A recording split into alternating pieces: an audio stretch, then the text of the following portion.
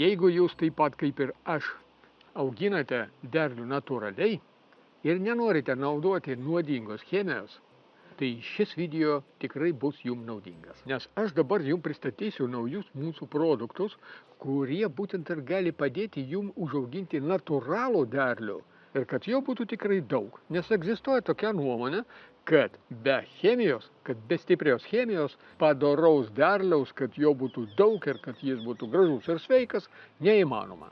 Vis dėlto aš tai nuomonei nepritariu, o pritariu kitai nuomoniai, kad jeigu jau auginti su chemija, tai kam tada stengtis? Galime visą tą nusipirkti tiesiog parduotuvėje. O mes norime užauginti derlių savo, kad jis būtų tame tarp ir skanesnis. Savo derlius visada skanesnis negu parduotuvė. Ir kad jis būtų be chemijos. Kuo mažiau tos chemijos. Taigi, 4 preparatai mikrobiologiniai. Tai reiškia, kad čia yra arba bakterijos, arba grybai, arba kartu bakterijos su grybais. Tai yra mikro mūsų pagalbininkai, kurie būtent ir padeda mūsų augaliukams auginti be tų kenkėjų arba ligų. Taigi purškimas. Viena maža pakotė 10 litrų vandens. Atskiedžiame ir purškime. Yra preparatai, kurie skirti purškimui per lapus. Yra preparatai, kurie skirti dirvai. Yra preparatai, kurie geriau padeda apsisaugoti augalams nuo tam tikrų ligų. Yra preparatai, kurie padeda augalams apsisaugoti nuo kenkėjų.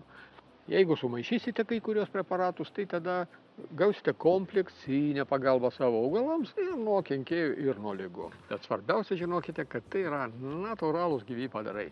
Ir dabar pristatysiu kiekvieną šį preparatą atskirai trumpai. Taigi pirmas preparatas tai yra trichodermin. Pats pavadinimas pasako už save, kad čia mes turime grybą trichodermą. Apie šį grybą jau papasakota labai daug apie jo naudingumą. Trumpai galime pasakyti taip, kada šis grybas patenka į terpę, jis labai greitai užima tą terpę, išstumdamas žalingus mikroorganizmus, žalingus grybus visų pirma. Ir būtent čia yra ir svarbiausias jo poveikis. Ant kai kurio grybų jis gali ir parazituoti, tačiau vis dėlto svarbiausia yra, kad jis užvaldo terpę, jis padeda mūsų augalam pasisavinti maisto medžiagas ir tiesiog neleidžia tenai plysti žalingiams grybams. Labai naudingas dalykas. Taigi trichoderminas purškimui. Galite nupurkšti dirvą ir sumaišyti, įterpti tada preparatą į dirvą. Svarbu, kad dirva būtų drėgna. Galite pamirkyti prieš sėją sėklas. Tada jūs sėjat sėklą ir iš karto aplink sėklą auga grybiena, naudinga grybiena, kuri padeda jūsų daigams labai sveikai ir gerai augti. Jūs galite šiuo preparatu taip pat apipurkšti ir per lapus, visą augalą per lapus, ir tai tinka ir sodui, ir šiltnamiui, ir daržui. Labai platus poveikis.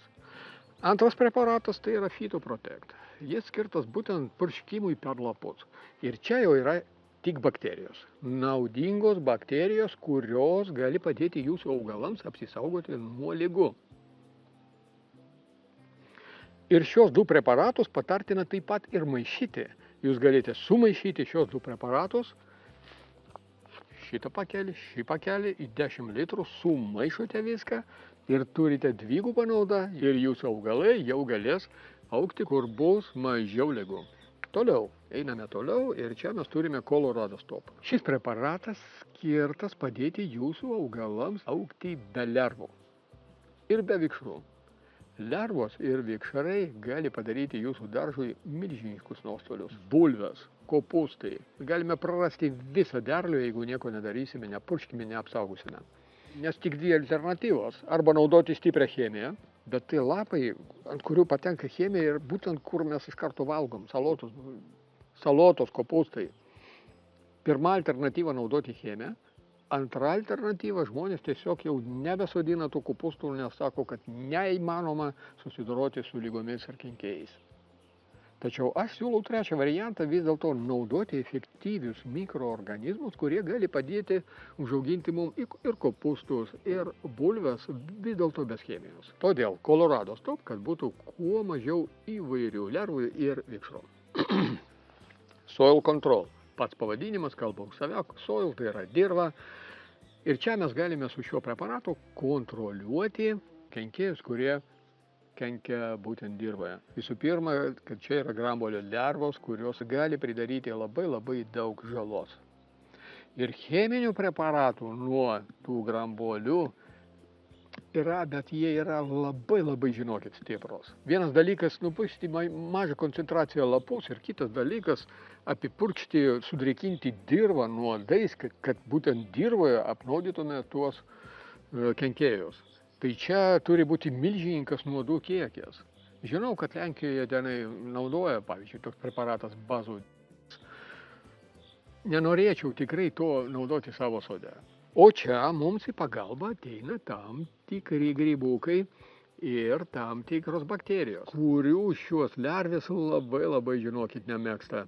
Ir mes galime panaudoti Soil Control ir padėti savo augalams, kad tų baisių lervų dirvoje būtų kuo mažiau. Ir tai bakterijos ir grybai, jokios chemijos. Ir šios du preparatus jūs taip pat galite maišyti sėkmingai ir apipurkšti kartu ir lapus, ir dirvą. Ištisai visą daržą savaime. Aišku, visiems šiem preparatam galioja tam tikros taisyklės ir sąlygos. Pirma sąlyga yra ta, kad nenaudokite šaltą vandenį. Naudokite šiltesnį vandenį. Geriausiai kada nuo 10, o dar geriau nuo 15 ir netgi iki 30 temperatūros laipsnių.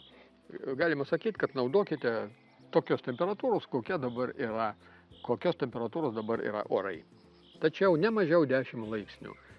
Nenaudokite šalto vandens tiesiai iš šulinio arba tiesiai iš gręžinio. Jis tikrai bus per šaltas, nes vis dėlto čia yra gyvi padarai ir jie mėgsta šilumą. Ir kada vanduo būna šiltas ir orai pakankamai šilti, tai jie tada labai greitai dauginasi, jie atlieka savo darbą. Ir antra sąlyga, kad nenaudokite, kada yra saulė ir labai karšta ir sausa. Geriausiai naudoti ryte, o dar geriau galbūt ir vakare. Dar viena bendra taisyklė. Daugelis iš jūsų jau pažįsta šį preparatą, Agro-Eka Protect biostimuliatorių, kuris taip pat labai gerai padeda profilaktikai nuo ligų.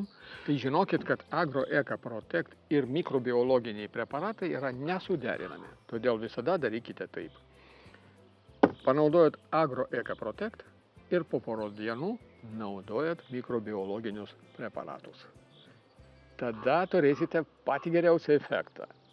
Nes ten, kur naudojam Agro-Eka Protect, mes drastiškai sumažinam praktiškai visų bakterijų ir grybų kiekį.